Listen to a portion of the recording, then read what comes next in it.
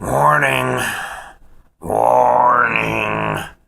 The following video you're about to view will be considered rude, crude, and vile. Will contain harsh language of a graphic and adult nature. Views and opinions no one will agree with. Viewer discretion is highly advised. If you don't want to hear harsh language, stop watching now. You don't want to be offended, stop watching now. If you continue to watch and you remain offended, it's your own fault.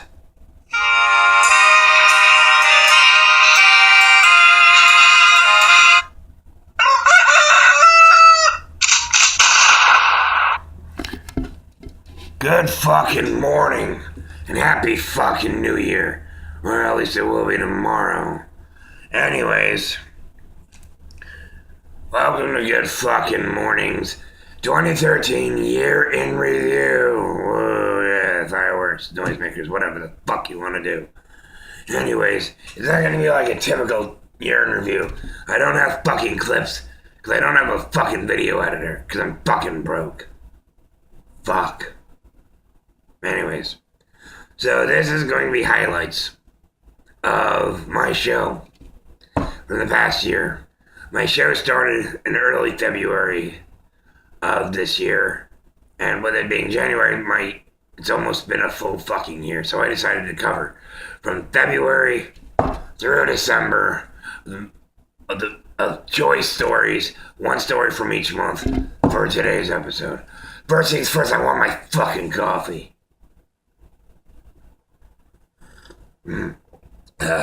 Big ass fucking coffee cup I got from my mother-in-law. It's cool. Now, on to the past fucked up news. Back in February, the 22nd to be exact, I did a story about a woman named Judy Vigor, whatever the fuck, I don't care. Still don't care. But she couldn't pronounce it last time either. Anyways, here's a woman who decided to surprise her child on his 16th birthday. Now, I don't know if male's technically the sweet 16, but she took him to a bowling alley. He had friends that were like anywhere from 13 to 17.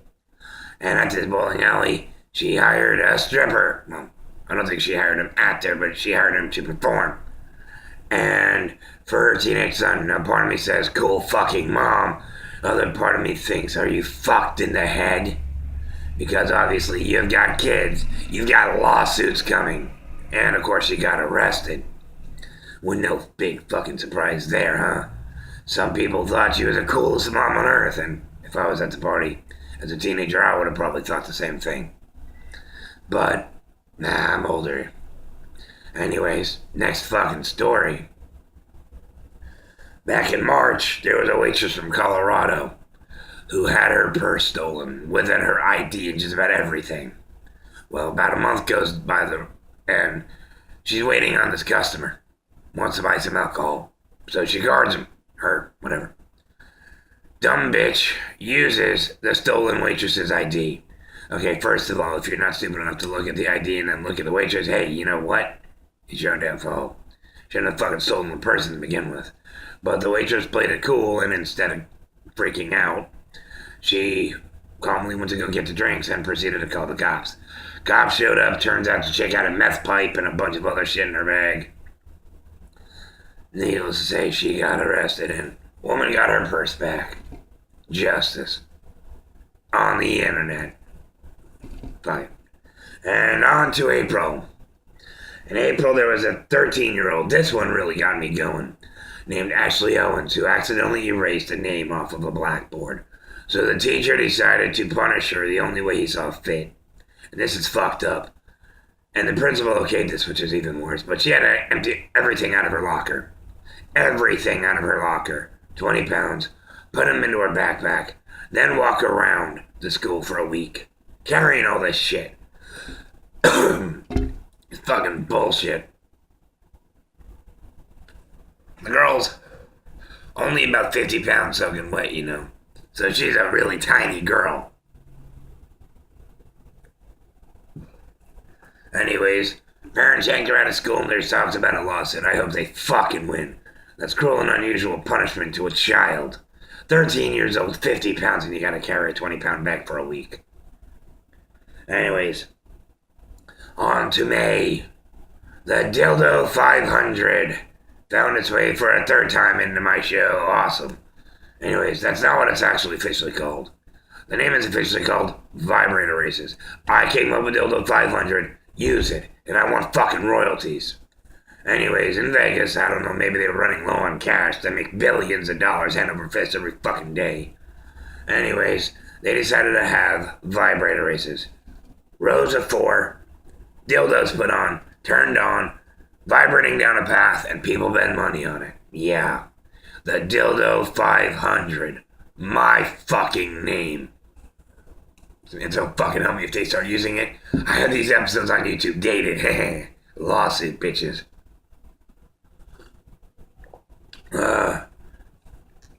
But I was on Vegas stays on YouTube, blah blah blah. Next. Fucking story. Man, I'm not as far as last time. Fuck, I'm tired. Anyways, next fucking story. Back in June, I covered a thing about a bar called Bubba's Brew. Bubba's Brew banned a guy for having I Heart strippers tattooed across his neck. And yet they let people coming in there. Apparently it's like a kind of a beach bar. And they're letting people come in there all scantily dressed, almost nothing at all, string bikinis. And apparently even people with swastika tattoos. He didn't want children to see the I Heart strippers in his bar. Newsflash, fucker, you're running a fucking bar. They even have a doorman. How the fuck are you gonna let kids in? Yeah, 21 and up, jackass.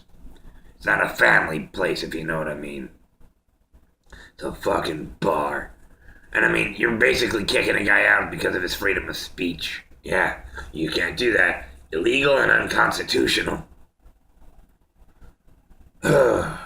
Anyways, I would go into July, but between June and August is when I was taking my break. And I decided not to look online for any stories from July, just because I didn't cover it on my show. Alright, this is my year in review, fuckers. No. My brother, Tim, no. Anyways, fuck. Anyways, in August, the drive-in whorehouse made my show. Yeah. It's a whorehouse where you have to drive through a checkpoint, pull up to a booth, and you actually get to pay and get laid. Yeah.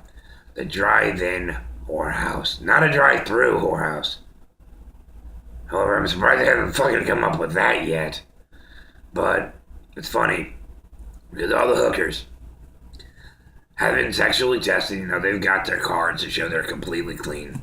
But in order for them to use a drive-in whorehouse, they gotta pay a fee. Like a fucking flea market. It's like lot rent. You want to be a trick, you want to sell your ass, give me cash. That's funny. So basically the people who run the drive-in whorehouses are drive-in pimps, I guess. I don't know. Anyways, on to September. We're getting close to the end. Anyways, in September, in the country of Maldives, the police took into custody a suspect they believe was rigging an election. Yes, they even believed it. A fucking coconut. No, not a person. An actual fucking hard-shelled coconut. I mean, apparently in Maldives, they take black magic and voodoo very seriously. Those who don't know, it's a chain of islands near Sri Lanka. Anyways, so somebody reported that odd coconut was writing. Somebody called in a black magician to read it and make sure that it wasn't affecting the fucking elections. Especially in front of a school, and, you know, schools hold voting, you know, for people sometimes. And my back in the case, if you wanted to vote in the area where I went to high school, you went to the fucking high school. I know it was weird. Anyways, it's the truth.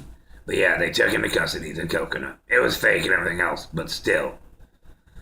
The country's tax money and expenses being used. Yeah.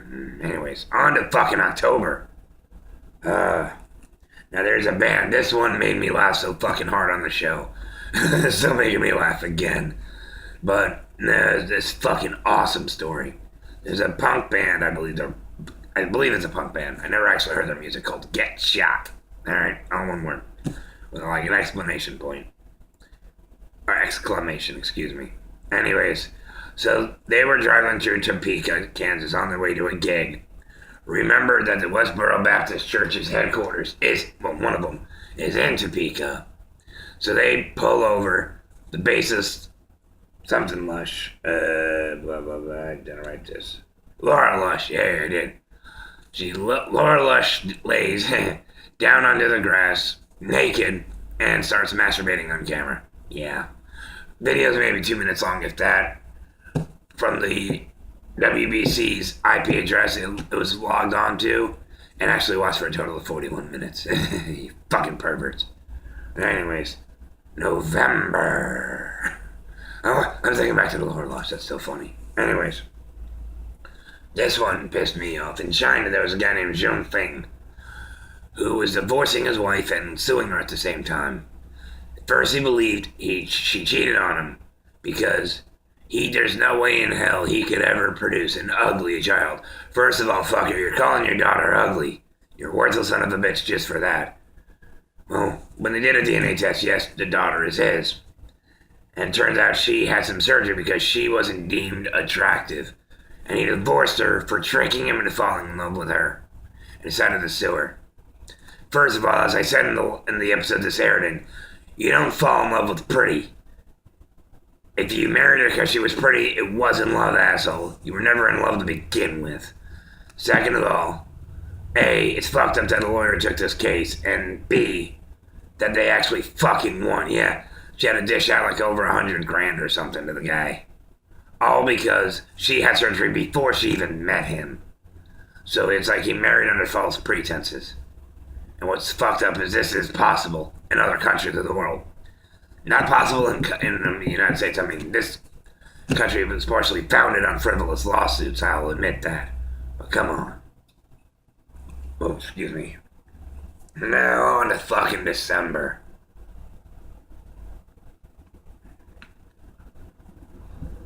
That's right. Eat it with a new battery, you can fucking wait. Anyways. It was hard for me to decide what I wanted to do for this episode. I was gonna do the HIV story from last week, but that was just last week, you know? So I figured I'd go into more earlier in the month and somewhat. Anyways. There's a woman named Rose Maciek who expected breakfast. Yeah, she expected breakfast as soon as she woke up. First of all, from what I understand, she woke up at like 2 or 3 in the afternoon. Alright, first of all. Second of all, it doesn't say if this person was her boyfriend, her roommate, her anything. It just says a guy who was living there, you know? It doesn't actually, isn't specific on a relationship. Anyways, when she found out that breakfast wasn't prepared for her when she was already awake, not prepared for her while she was waking, but already done, she stabbed the poor fucker with a fucking screwdriver.